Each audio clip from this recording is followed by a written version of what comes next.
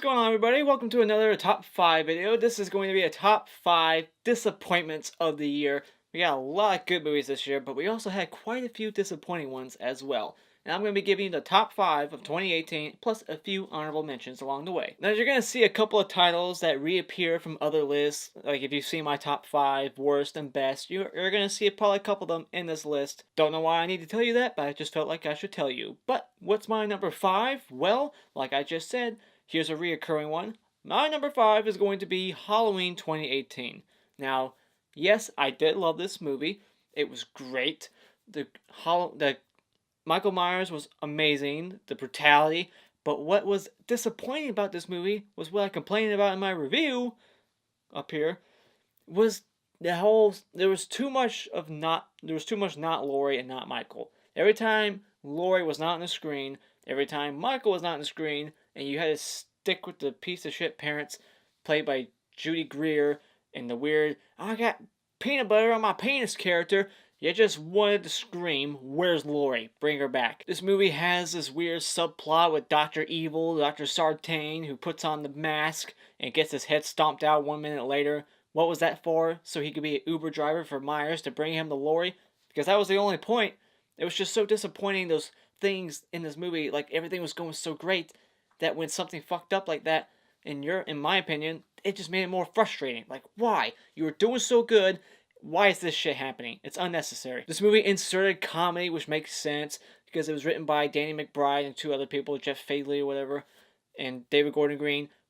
But there's just like this comedy that just sliced through the tension. There's like this tension building when that babysitter goes upstairs and then she plays a joke. And then when Myers shows up, this little kid starts cracking jokes and being funny. So as much as I like this movie, it's still a little bit of a disappointment, and that's why it's my number 5. Number 4 is going to go to Venom.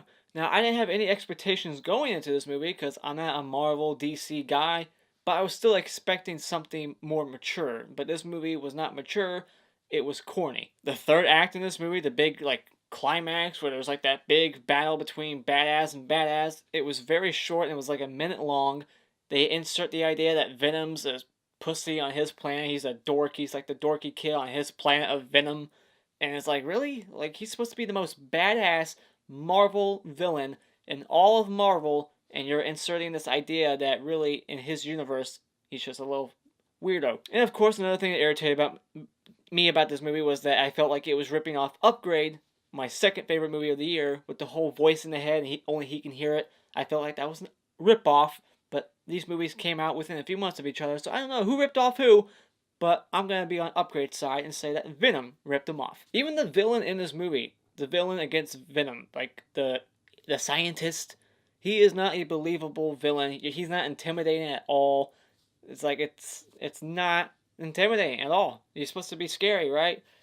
He's not. The movie was just kind of lackluster. It's like a C movie to me. I give it like a C. C+.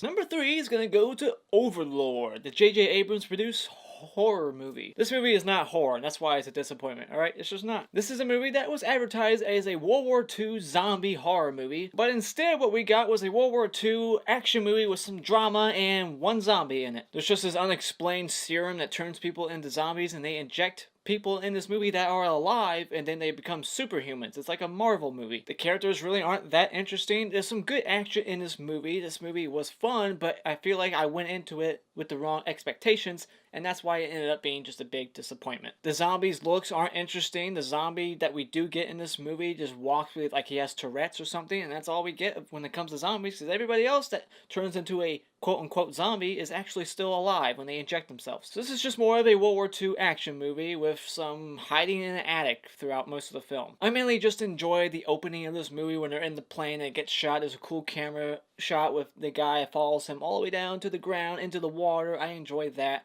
There's some good tension when they're walking across this minefield. They have to watch their step. That's a good scene, but then everything after that, when you get to the zombies, it's really, there's nothing much to look at. It's just boring. And my second biggest disappointment of this year was the Equalizer 2. This movie had way too much going on. The action sequences weren't that creative. It was basically the Equalizer 1 redone. Nothing new. This big hurricane heist, like third act, was too much. And by too much, I mean a little unbelievable.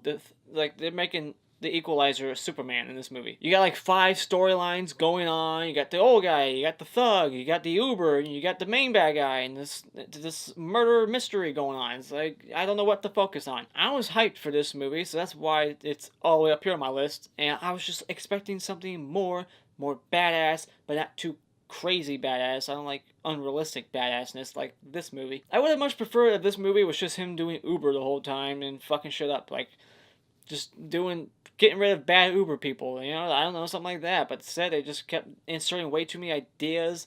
And I mean, the thug that he was, the little gangster in training, the guy who was trying to join a gang, that storyline was more interesting than the main one that they chose to go. It's just a shame that this movie couldn't be better, so that's why it's my number 2. But before we get to my number 1, let's take a look at a few honorable mentions. First up, I'm gonna say Mandy.